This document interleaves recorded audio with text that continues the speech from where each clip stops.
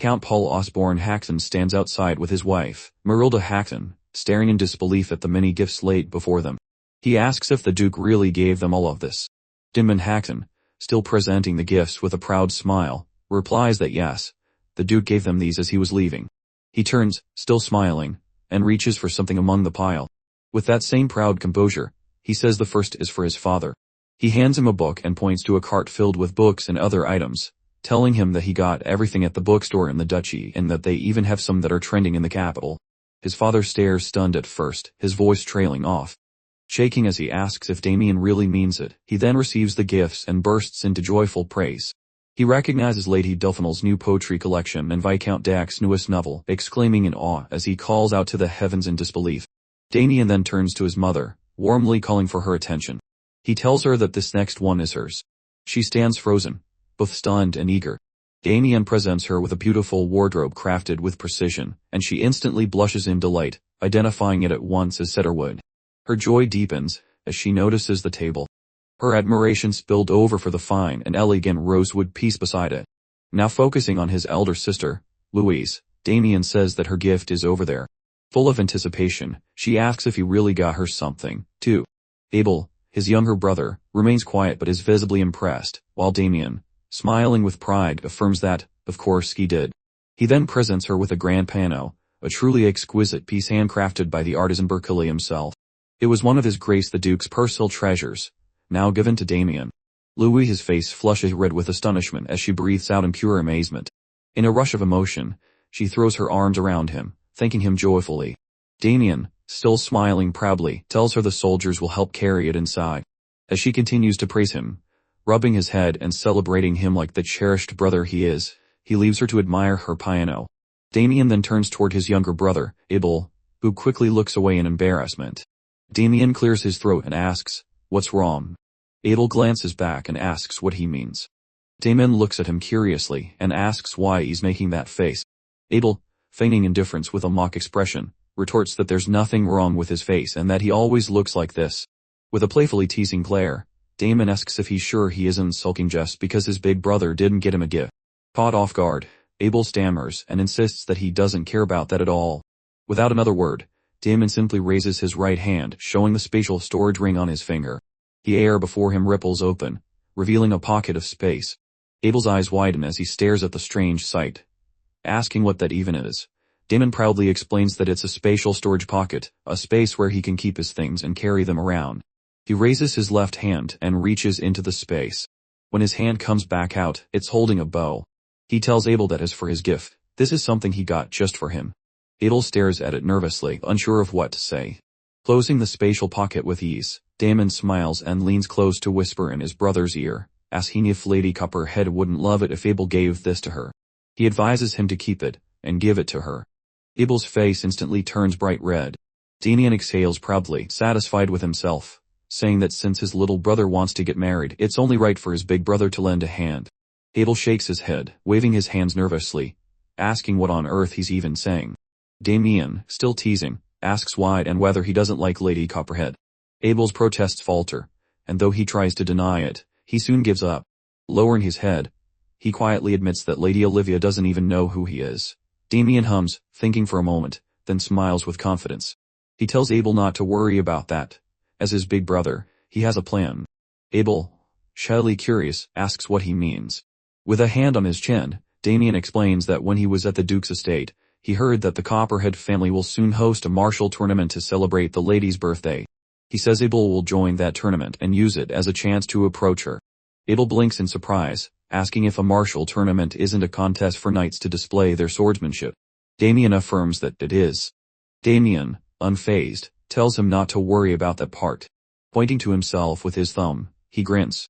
Abel stares at him, puzzled. Damien, still pointing toward himself, smiles confidently, and says he's going to take Abel's place in the tournament. A few days later, on a night in the small town of Rivercross, the sound of louder and clinking mugs fills a tavern lined with barrels of ale. Around one table, a few knights sit drinking and talking loudly. One leans forward, asking if they have heard about the martial tournament being hosted by the Copperhead family. Another replies that he has, adding that the prize is massive, and that one might even win the lady's favor. A third joins in, saying that they say she's unbelievably beautiful and maybe he should give it a try. The others burst into laughter at that, one telling him not to embarrass himself because he'll just get his ass handed to him. The man grumbles and tells them to shut up.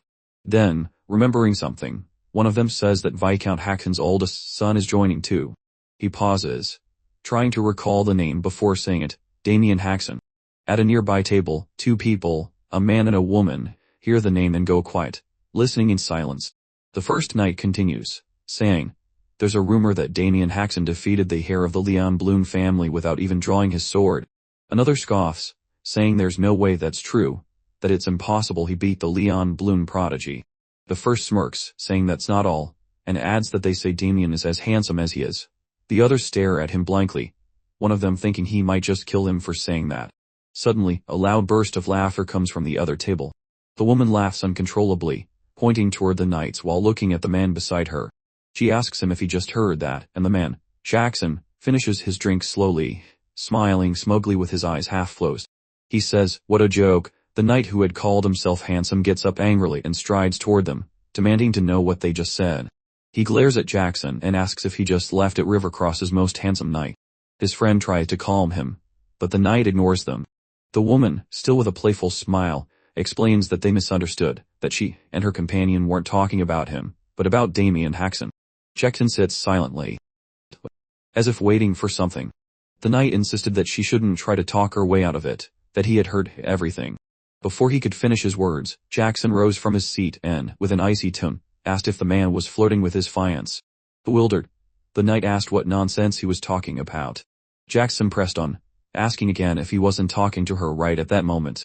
The knight started to shout back in confusion, but before he could finish, Jackson's fist crashed straight into his mouth. Teeth shattered, blood splattered, and the knight was sent flying backward with violent force.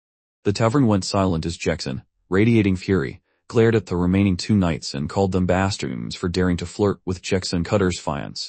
One drew his sword in a panic, asking what the hell he was talking about, while the other drew his in anger, yelling that he dared to provoke him and his squire, declaring that Jackson was dead meat. Jackson only sighed in disappointment, calling them arrogant fools who clearly didn't know who he was. They charged toward him, shouting to know who the hell he was supposed to be. Jackson remained calm, drawing his sword with steady precision. The fight erupted instantly. The lady sat still, calm and almost bored as the sound of steel and screams filled the tavern. She yawned as blood splattered nearby, stretching lazily while one knight crashed to the floor not far from her, missing teeth and bleeding heavily. Moments later, both knights lay beaten and broken. The lady began clapping slowly as Jackson walked toward one of the fallen men. He stomped his foot hard on the ground, squatted before the half-unconscious knight, and pointed to himself with a smile, asking if the man still didn't recognize him. The knight groaned weakly, asking who the hell he was. Jackson's smile faded. He slammed his fist again into the knight's face, breaking more teeth and drawing more blood. Annoyed, Jackson stood and called the lady by her name, Sophia. "Can you believe this?" Sophia walked toward him carefully, stepping around the bodies. Jackson swept his hair back, grinning, asking if these idiots seriously thought that the pathetic Damien Haxon was more famous than Jackson Cutter, the Ogre Slayer. Low-class knight, estimated title, Ogre Slayer. Jackson Cutter. Sophia hugged him from behind, smiling faintly. She told him that wasn't it. Kicking one of the unconscious knights, she added that these idiots just didn't know any better. Still holding him from behind, her smile faded as anger brewed within. In her thoughts, she cursed Damien, remembering how he was a complete nobody until recently. Yet somehow, he became a celebrity overnight. The image of his calm, indifferent face flashed in her mind, feeding her hatred. She wondered what kind of scam he had pulled this time. Damien Haxon's former fiancée,